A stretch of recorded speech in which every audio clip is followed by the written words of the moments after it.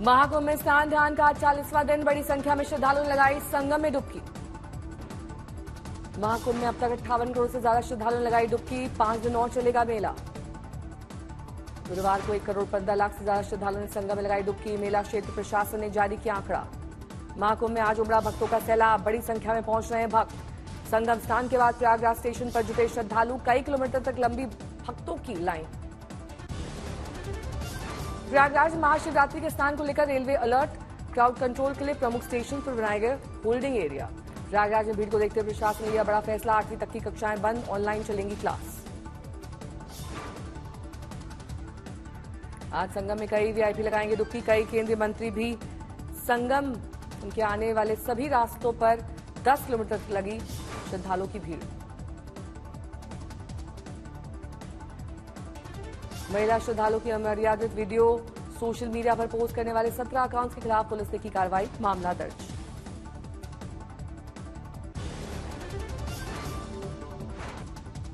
कुंभ पर सियासत के बीच अखिलेश यादव पर यूपी के डिप्टी सीएम ब्रजेश पाठक का वार, कहा अखिलेश यादव डीरेल है, निराश है।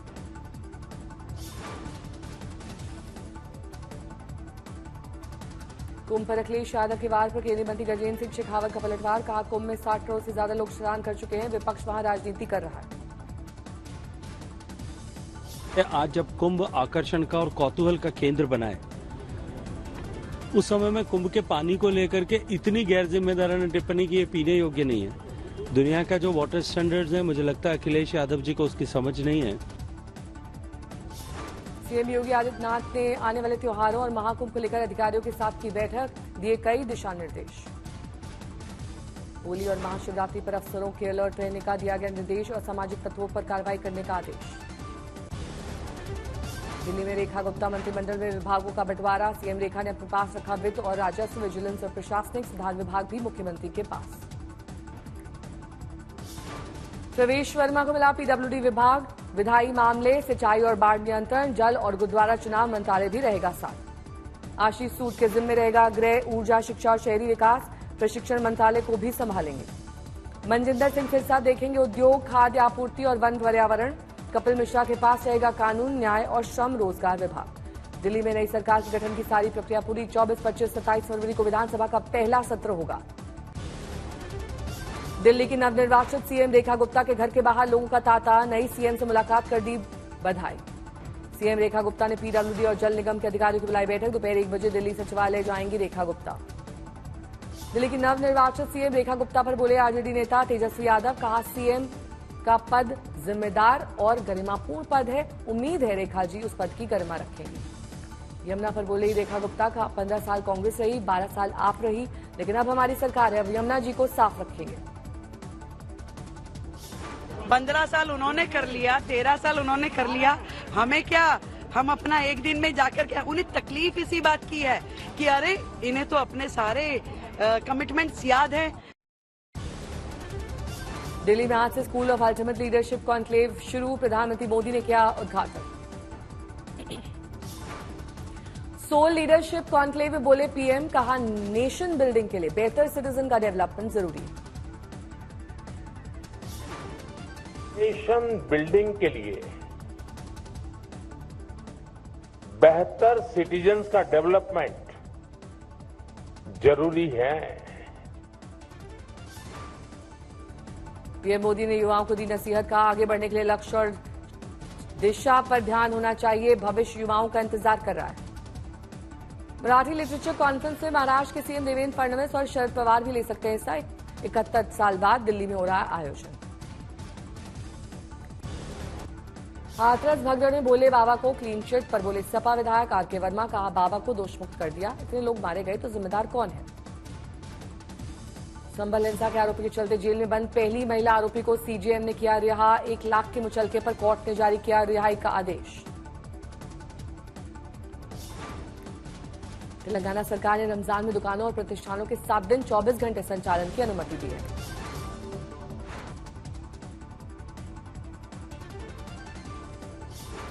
सजा के खिलाफ महाराष्ट्र के कृषि मंत्री माणिकराव कोकाटे और भाई सुनील कोकाटे ऊपरी अदालत में करेंगे अपील।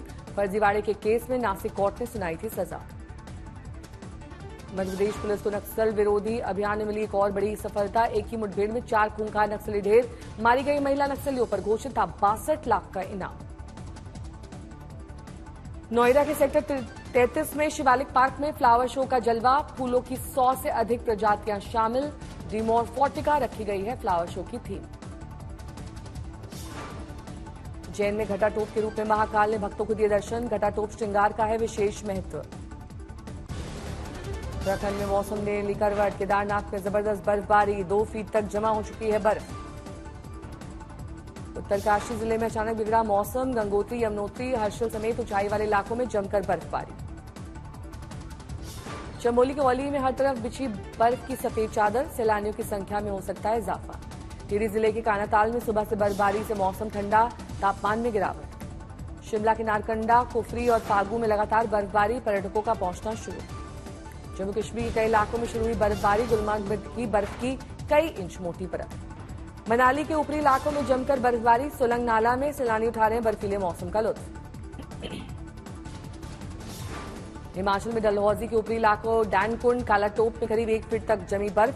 0 से नीचे गिरा तापमान।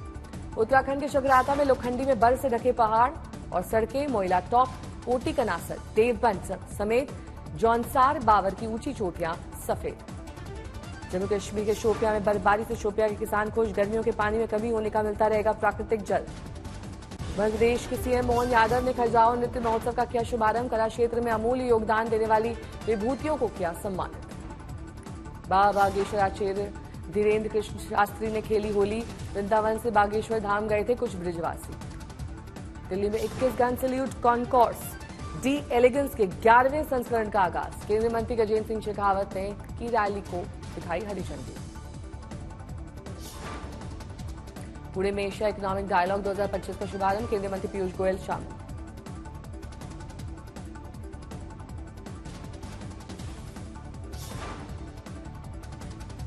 बगहा के उपकारा में डीएम ने लगाया जनता दरबार। कैदियों की सुनी समस्याएं।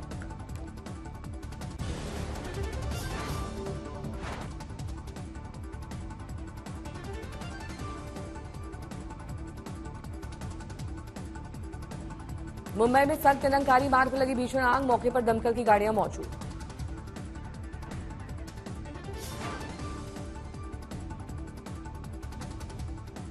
सूरत में यान बनाने वाली फैक्ट्री में अचानक लगी भीषण आग। फैक्ट्री की आग को बुझाने का काम देर रात तक जारी रहा। भीषण आग में अब तक किसी के घायल होने की खबर नहीं। आग की वजहों से आग से करोड़ों के नुकसान होने का अनुमान। रामगढ़ में लव जिहाद का मामला। सांसद ने पुलिस को दी 3 दिन की मोहलत। लड़की को लाए नहीं तो माहौल बिगड़ जाएगा। सासाराम में मैट्रिक परीक्षा के दौरान नकल नहीं करने देने पर भारी विवाद। छात्रों के 2 गुट आपस में भिड़े। फायरिंग की नौबत। गोली लगने से अमित कुमार नाम का एक छात्र की मौत। संजीत कुमार नामक एक अन्य छात्र घायल। आरा में सड़क किनारे खड़ी ट्रक और बलेनो कार में टक्कर। चालक को झपकी आने से दुर्घटना होने की जताई जा रही आशंका। प्रयागराज कुंभ से स्नान कर घर लौट रहा था परिवार। हादसे की चपेट में आने से 6 की मौत। यूपी के झांसी मेडिकल कॉलेज में 5 घंटे तड़पता रहा घायल। तोड़ा दम। डॉक्टर पर लापरवाही का आरोप। रोहतास में सोन नदी के पास एक युवक का शव बरामद। मृतक के पिता ने मोहल्ले के लोगों पर हत्या का लगाया आरोप। दानापुर रेल मंडल ने महाकुंभ पर आस्था की भीड़ पर चरमराई व्यवस्था। भीड़ कंट्रोल के लिए रेलवे ने लगाया सघन टिकट चेकिंग अभियान। कुन्नूर के बंदर में बीजेपी और सीपीआईएम के कार्यकर्ता भिड़े। 7 के खिलाफ मामला दर्ज। चैंपियंस ट्रॉफी के अपने पहले मैच में भारत ने बांग्लादेश को 6 विकेट से हराया। जीत के लिए मिला था 229 रन का टारगेट। भारत की ओर से शुभमन गिल ने बनाए नाबाद 101 रन। रोहित शर्मा के बल्ले से निकले 41 रन। भारत की ओर से गेंदबाजी में 5 विकेट झटककर हीरो बने मोहम्मद शमी। हर्षित राणा के खाते में गए 3 विकेट। चैंपियंस ट्रॉफी जीतने के लिए भारत को सौरभ गांगुली ने माना सबसे बड़ा दावेदार। कहा पाकिस्तान के खिलाफ मैच में भी फेवरेट। 23 फरवरी को भारत के साथ मुकाबले से पहले पाकिस्तान को एक और झटका। अनफिट फखर जमान चैंपियंस ट्रॉफी से बाहर।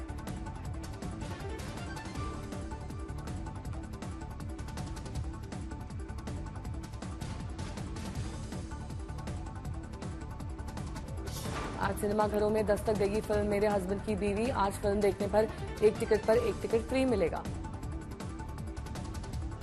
फिल्म क्रेजी का प्रमोशनल सॉन्ग जारी 28 फरवरी को सिनेमाघरों में देगी दस्तक। 12 साल बाद एक बार फिर 7 मार्च को सिनेमाघरों में दस्तक देगी फिल्म लुटेरा।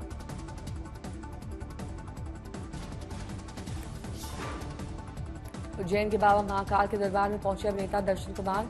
विधि विधान से की पूजा पाठ।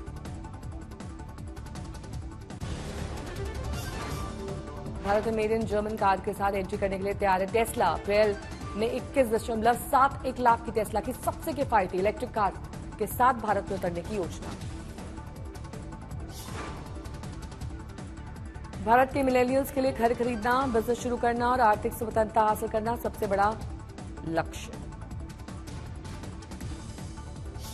भारत में सीएनजी वाहनों की बिक्री इस 2024-25 में 11 लाख यूनिट्स तक पहुंचने का अनुमान। क्रिसल के मुताबिक फिलिंग स्टेशन के विस्तार से सीएनजी व्हीकल्स की संख्या बढ़ी। भारत का ई कॉमर्स बाजार 2033 तक 48 लाख करोड़ रुपए तक पहुंचने का अनुमान। इनरॉक की रिपोर्ट के मुताबिक 2024 में इस बाजार का आकार 10.25 लाख करोड़ रुपए था। शेयर बाजार में म्यूचुअल फंड में निवेश करने वाले रिटेल इन्वेस्टर्स को एक ही ऐप से पारिवारिक निवेश की जानकारी मिलेगी।